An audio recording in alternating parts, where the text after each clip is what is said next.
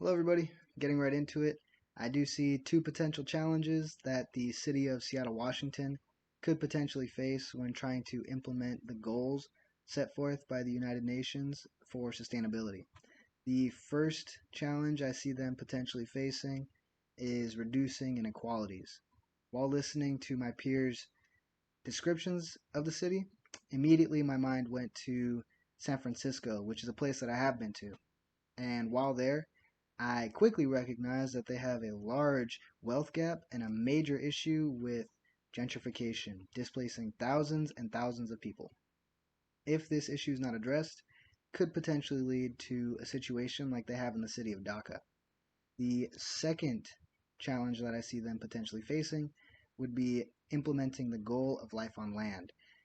I see this being an issue solely because the workforce is expanding, and that's going to necessitate a expansion. And if that expansion is not done with ecological responsibility in mind, it'll leave the door open for a lot of environmental hazards.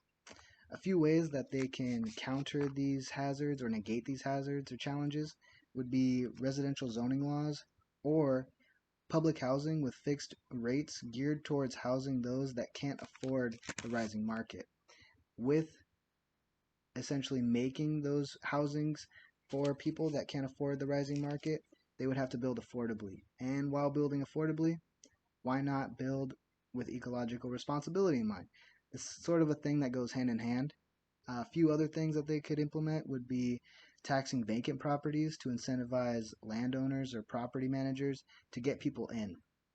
Another thing that they could do would be to prohibit luxury developments in at risk neighborhoods. This is one that I have seen happen time and time again in Los Angeles, where a development company will buy large areas of residential zoning and just build up very luxurious condos and push out thousands of people.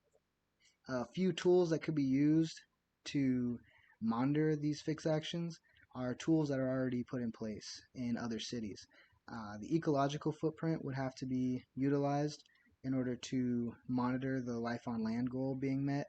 And the second tool that would need to be used would be census data, which is already being utilized in other cities facing gentrification. I know San Francisco does it, and a few other large cities across the U.S.